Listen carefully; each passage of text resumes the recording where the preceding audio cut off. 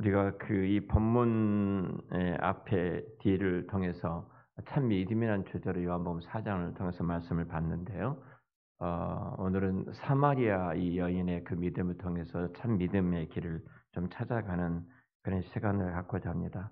먼저 우리가 어떻게 크리스천이 되었는가, 내가 어떻게 예수 믿는 하나님의 자녀가 되었지, 끊임없이 우리는 이 질문에 대한 대답을 분명하게 가져야 합니다.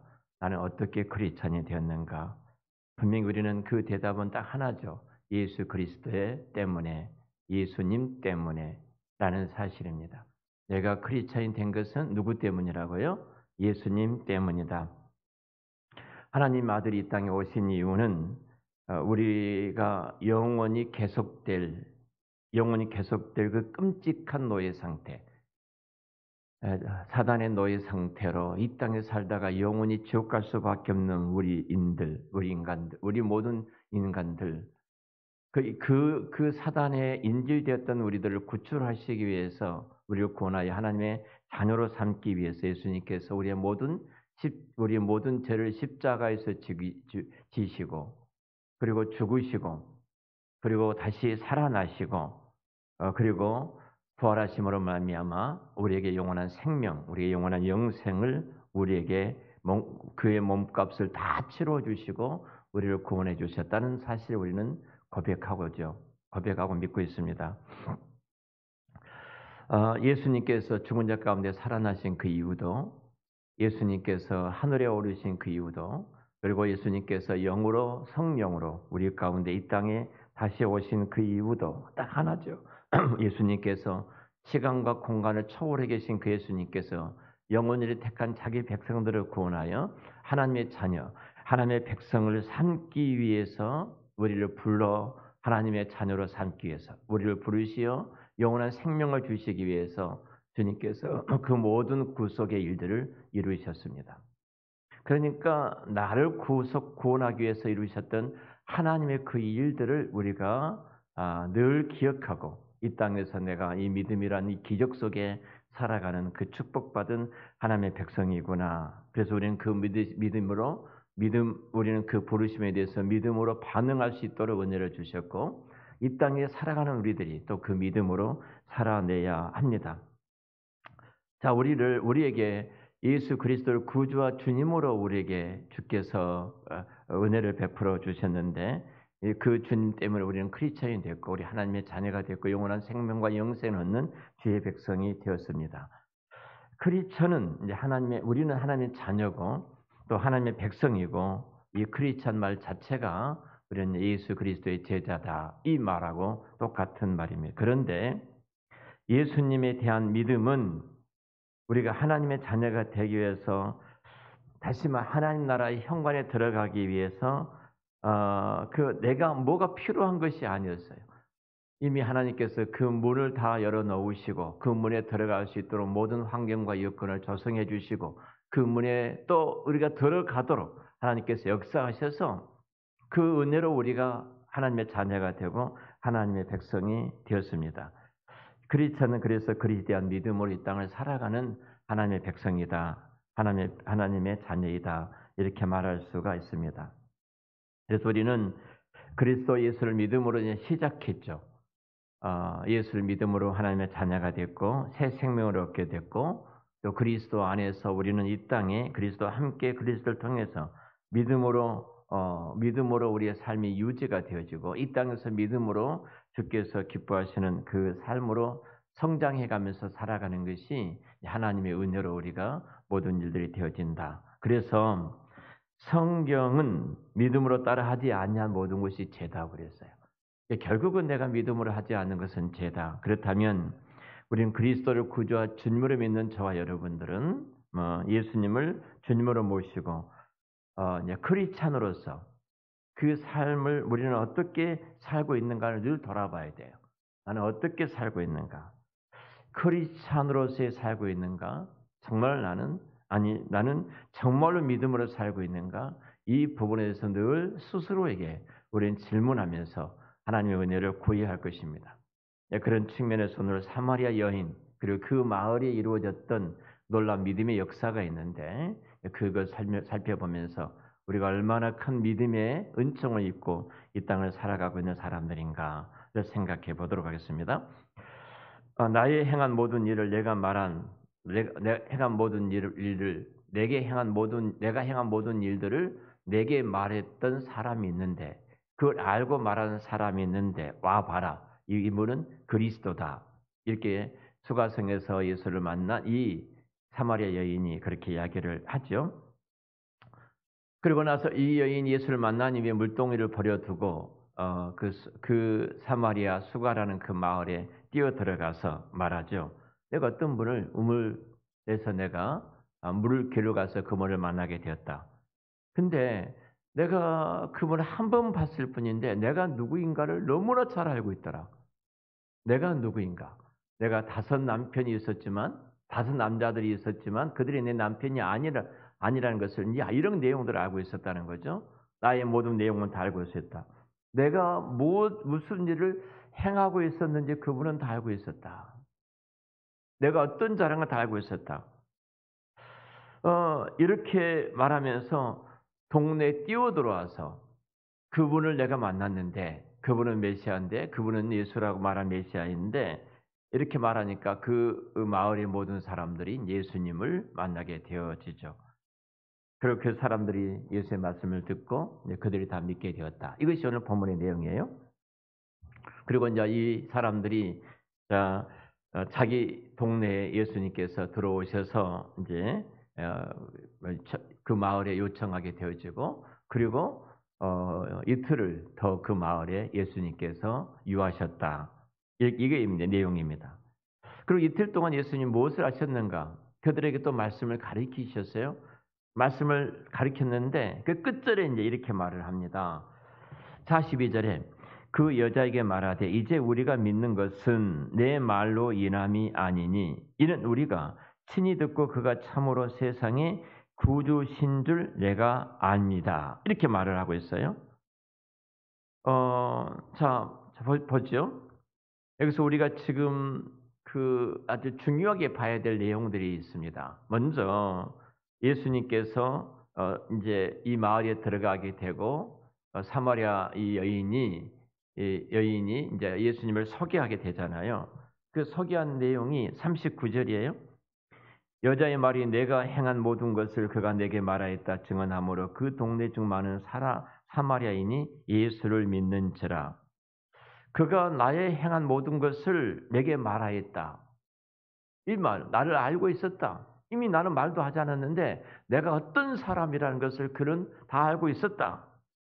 생전 처음 본 사람이에요. 생전 처음 본 사람인데 생전 처음 만난 사람이 내가 누구인가, 무엇을 했는가 다 알아내었다.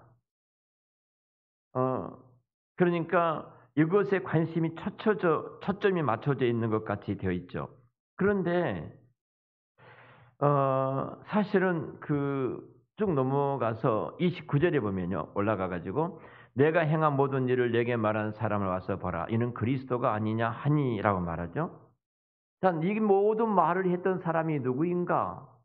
그러면서 뒤에 하는 말이 이가 그리스도다. 이 말을 해요. 이가 그리스도다. 그리스도란 말은 이 말이 무슨 말이라고 그랬어요? 그리스도. 기름 부음 받은 자 참.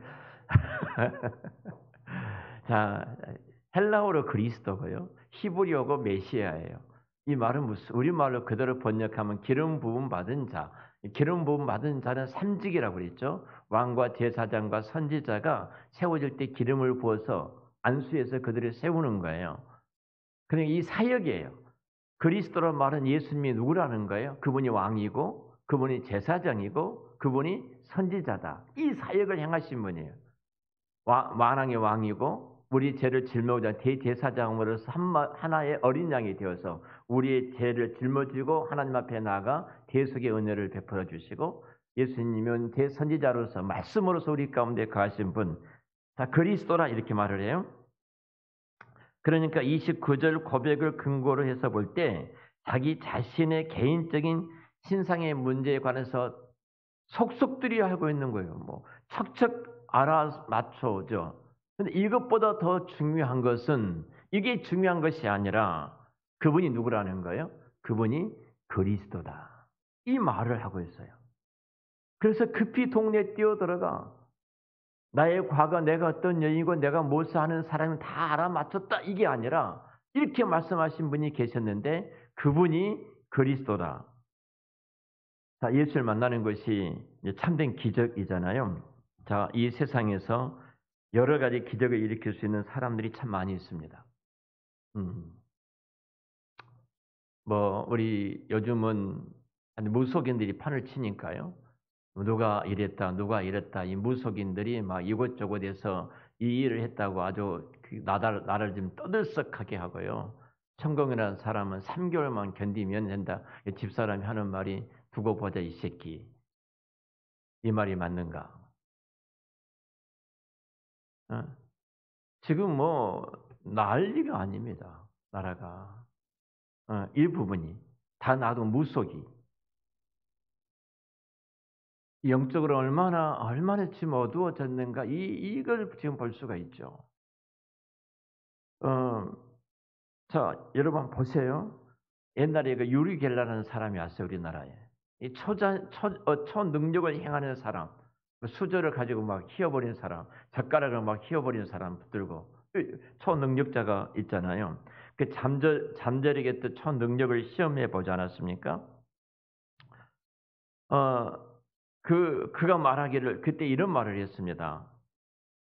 나는 메시아 같은 기적을 행하는 사람이 아니라 내 자신이 할 수 있는 것을 할 뿐이다, 이 말을 했어요. 그 정직한 사람이에요. 그래도 여러분, 기독교 외에요, 이 세상에 수많은 종교가요 기적을 행합니다.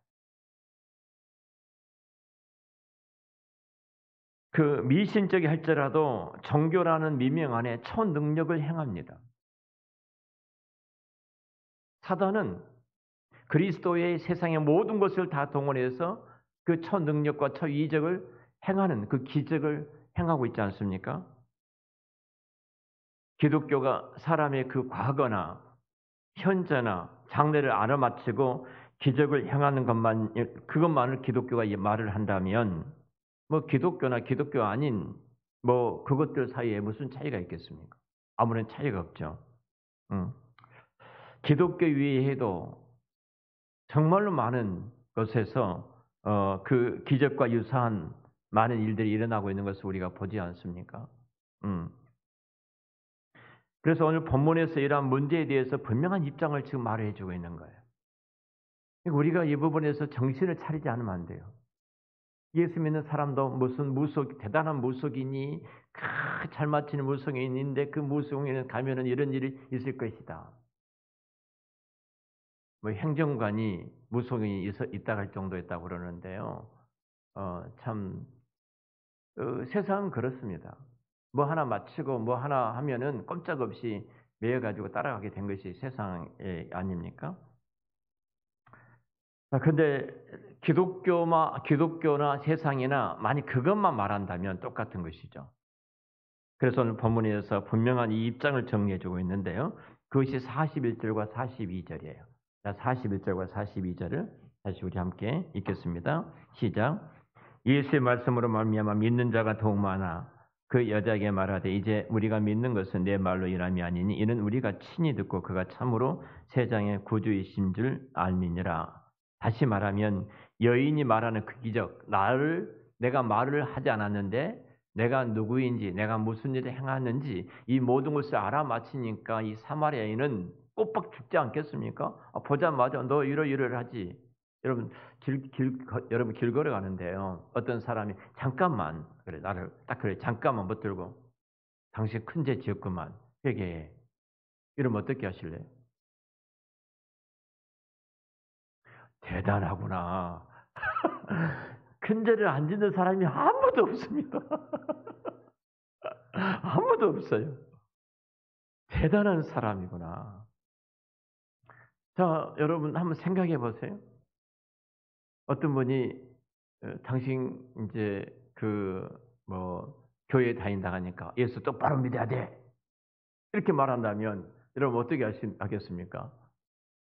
내가 예수 요즘 신앙이 떨어져 있는데 기가 막히게 나를 알고 예수 똑바로 믿으라고 말하고 있구나. 안 걸리는 사람이 없습니다. 안 걸리는 사람이 없어요. 음.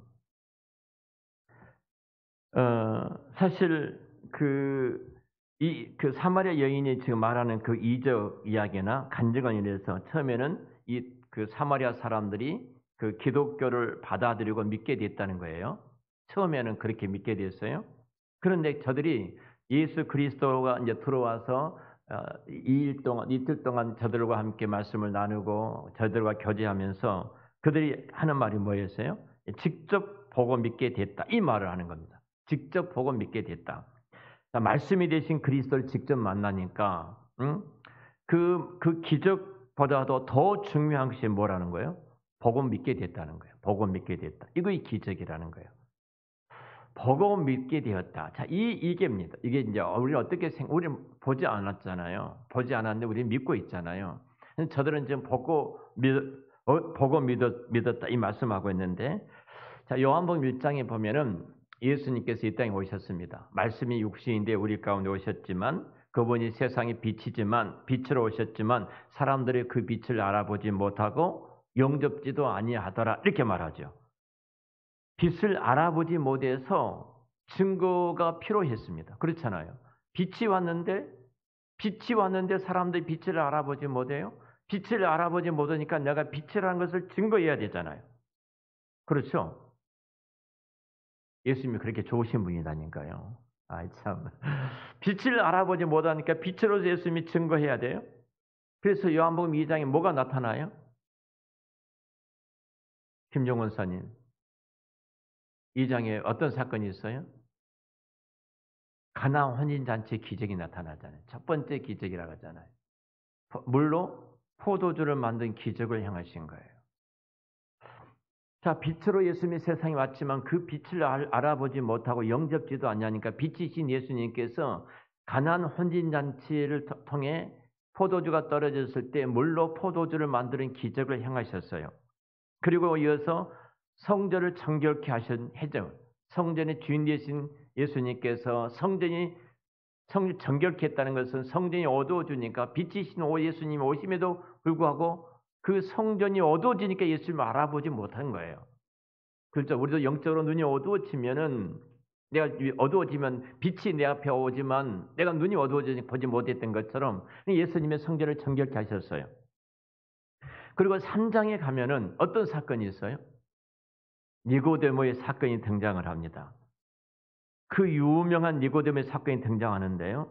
자, 요한복음이 그리고 4장에 이르러서 이렇게 말합니다. 그리고 사람들이 예수님을 이제 어떻게 했다는 거예요? 보고 믿었다. 자, 이 기록이 처음입니다. 처음. 왜 하필이면 사마리아에 와서 이 사건이, 이 일들이 여기에서 와서 이 사건이 일어났을까입니다.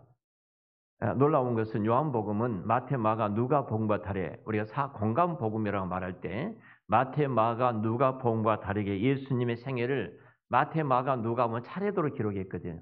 예수님 출생부터 차례대로 기록했는데 요한복음은 그렇게 기록되지 않았어요. 요한복음은 성령께서 특별하게 예수님의 공생애를 순서대로 기록한 것이 아니라 요한은 의도적으로 성령님이 어떤 계획, 어떤 배후의 어떤 특별한 계획을 갖고 하나님께서 요한을 통해서 요한복음을 기록하게 하셨는데 요한복음의 기록 목적이 20장 마지막 장 20장 21장에 20장에 가서 내가 이것을 그 표적들을 많은 표적이 또 있었는데 요한복음 7가지 표적에만 기록했는데 이 표적들을 특별히 성경에 내가 기록해 놓은 것은 예수님이 누구로? 하나님의 아들, 그가 예수 그리스도 하나님의 아들 구원자임을 믿고 영생을 얻게 하기 위해서 내가 이 표적을 기록했다는 거예요. 그러니까 요한은 목적을 갖고 지금 쓰고 있다는 거예요. 성령님께서. 어떤 목적이에요?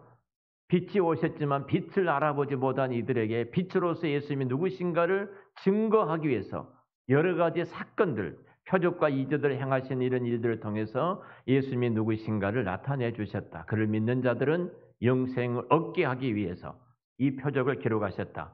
수많은 표적이 있었지만 자, 의도적으로 요한은 이렇게 지금 말씀을 하고 있어요. 그러니까 요한복음 그 2장에 보면은 우리가 그 예수님께서 이렇게 유월절 그 2장 23절 25절 한번 볼까요? 그 전까지는 보고 믿었다는 기록이 없는데 요한복음 2장에 처음으로 지금 사마리아인들이 본문에 보고 믿었다고 기록되어 있는데요. 유일하게 한 번 딱 등장을 한 것이 요한복음 2장입니다. 23절부터 25절 말씀까지인데 우리 같이 한번 읽겠습니다.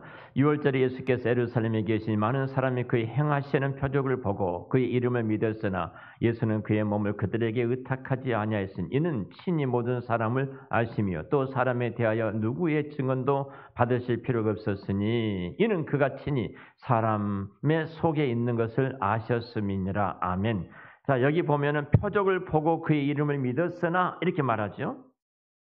여기서도 보고 믿었다는 말씀이 기록됐지만 이 믿음은 사마리아 사람들이 믿는 믿음과는 달라요.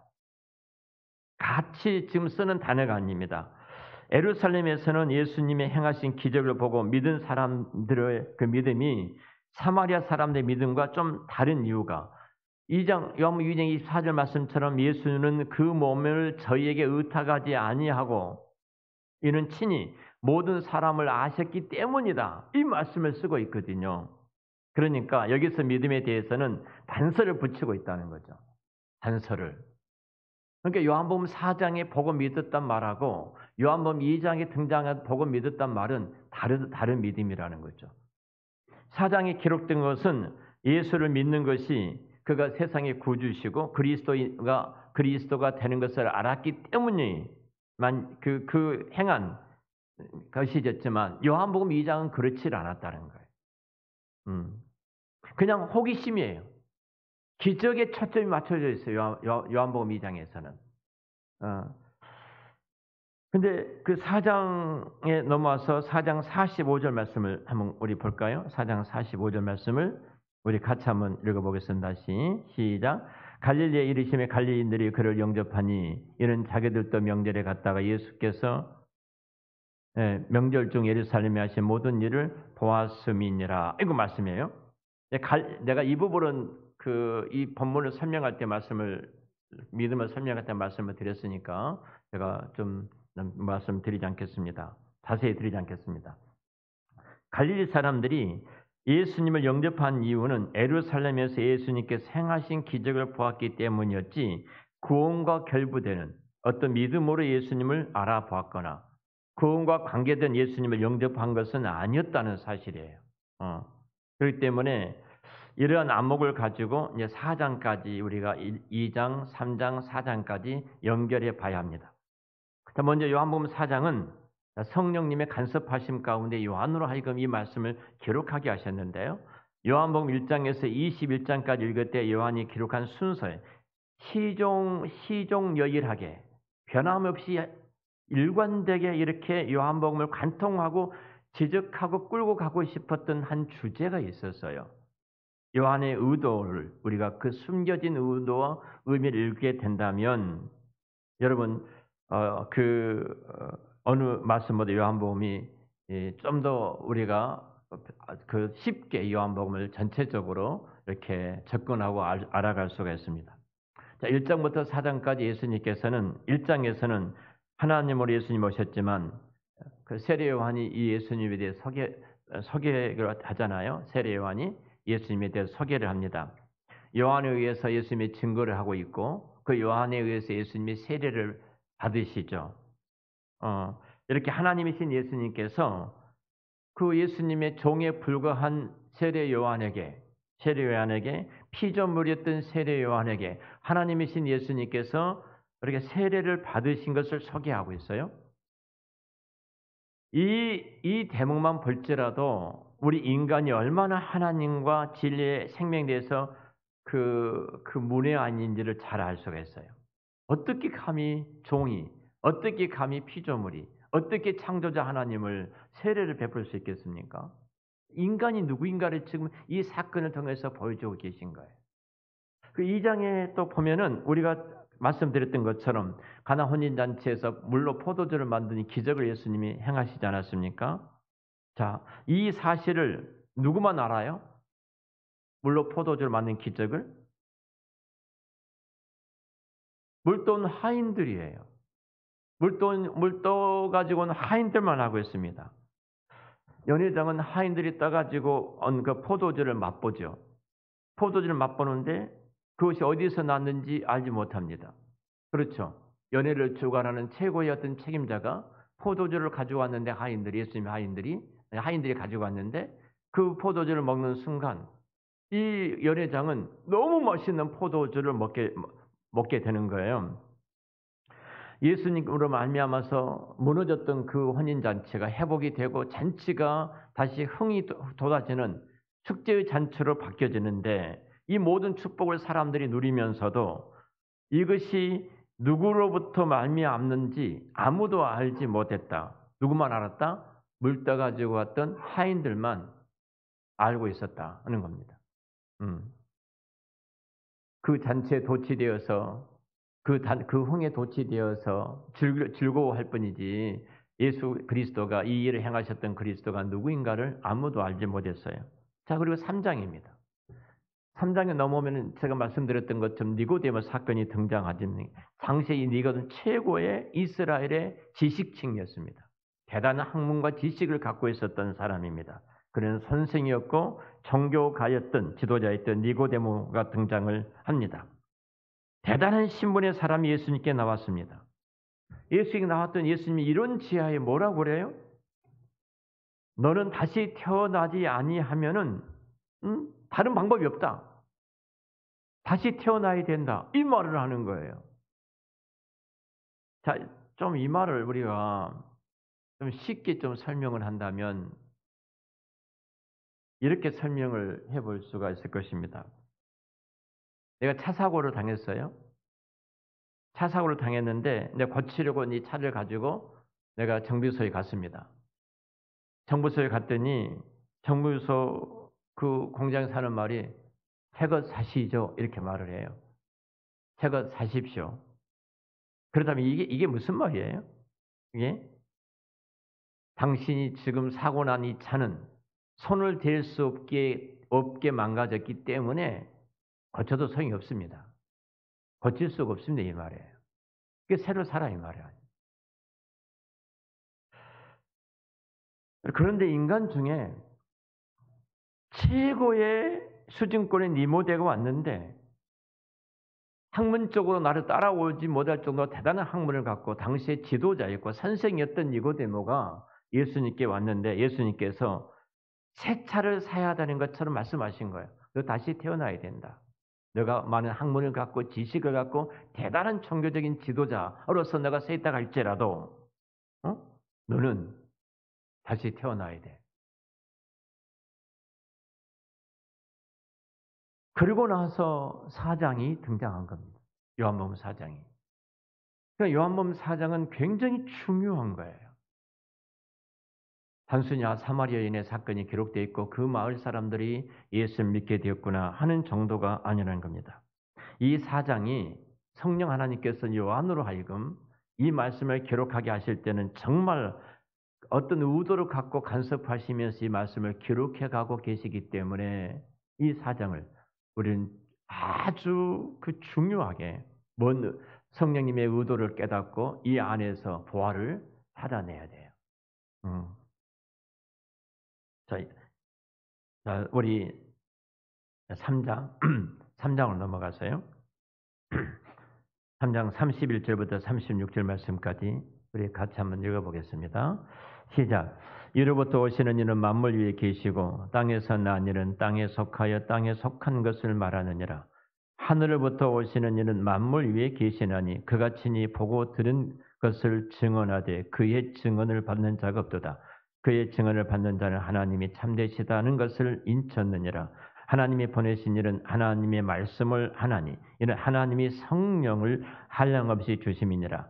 아버지께서 아들을 사랑하사 만물을 다 그의 손에 주셨으니 아들을 믿는 자에게는 생명이 있고 아들에게 순종하지 아니한 자는 영생을 보지 못하고 도리어 하나님의 진노가 그 위에 머물러 있느니라. 아멘. 자, 이 말씀은 결국 4장의 수가성으로 들어가기 전에 예수님께서 하신 말씀이에요. 어. 그러니까 요한복음 1장 3장까지 있었던 내용을 통해서 인간에게는 딱 한마디예요. 더 이상 가능성이 없다. 이 말입니다. 인간의 어떤 소망도 없다. 인간은 절망밖에 없다. 이 말입니다. 소망이 없다. 어떤 의미에서 이 31절부터 3장 31, 36절 말씀이 1장부터 3장까지의 빛으로 오셨던 예수님의 말씀이 육신이 되어 우리 가운데 가셨던 예수님께서 빛으로 우리 가운데 오셨지만 자기 백성들에게 찾아오셨지만 이 백성들이 빛으로 오셨던 예수님을 알아보지 못한 이 절망이에요. 이 절망을 3장까지 계속해서 지금 예수님께서 말씀을 하고 계십니다. 그러니까 1장부터 3장까지 얘기 말씀들은 한 묶음으로 쌓아서 자물쇠로 딱 이렇게 채우는 기분이 들 정도로 이 말씀이 전체적인 내용입니다. 자, 이렇게 예수님께서 이 세상에 오셔서 하나님 되신과 그의 복음과 우리를 향하신 긍휼의 기적을 베풀어 주셨음에도 불구하고 인간이 그 예수님께 보이신 반응은 이해가 되지 않습니다. 이해가 되잖아요. 여전히 인간은 질투와 시기와 그리고 그 소망이 없는 것밖에 인간에게는 그 절망밖에 보이지를 않습니다. 자, 유대인으로 태어나셔서 유대인에게 먼저 말씀을 주시기 위하여 마지막 선지자로서 가장 뛰어나신 선지자인 세례 요한을 앞세워 세상으로 예수님이 들어오셨어요. 세례 요한은 선지자의 마지막 선지자예요. 그리고 주님의 길을 준비하러 오신 그 세례 요한이 예수님이 오시는 길을 평탄케 하기 위해서 이 땅에 왔어요. 그리고 그 길을 놓고 있어요. 그럼에도 불구하고 영접지를 아니했다 이 말이죠. 그러니까 기적과 예언의 성취로 말미암아 찾아오셨음에도 불구하고 영접지 않음으로 예수님은 어디에 가셨어요? 사마리아에 가셨다는 것. 사마리아 가셨다. 여러분 사마리아 들어가셨다는 것을 왜 예수님이 의도적으로 사마리아 제가 말씀드렸잖아요. 갈릴리에서 그 지역으로 갈 때 왜 한적한 누구도 들어가지 않는 사마리아로 가셨는가? 이스라엘 백성들에게 있어서 사마리아는 이방인들보다 더 미운 족속이 사마리아인이었고요. 그 사마리아하고 상종을 하지 않았으면 개와 같이 취급을 했던 민족이 부정한 민족이 사마리아에 있고 혼혈 민족이었기 때문에 이스라엘 거룩한 우리들은 너희들과 상종할 수가 없다는 민족이 사마리아 사람들이었습니다. 민족을 배반한 사람들이었고 저들은 혼혈 민족이었고 그들은 어찌 보면은 버려졌던 하나님의 진노 속에 있을 수밖에 없는 낙인 찍힌 사람들이 이방인보다 더 경멸과 갈시를 당한 사람들이 이 사마리아 사람들이었습니다. 그런데 거기에 예수님께서 들어가셔서 첫 문제를 풀고 계신 겁니다. 믿음이란 문제를.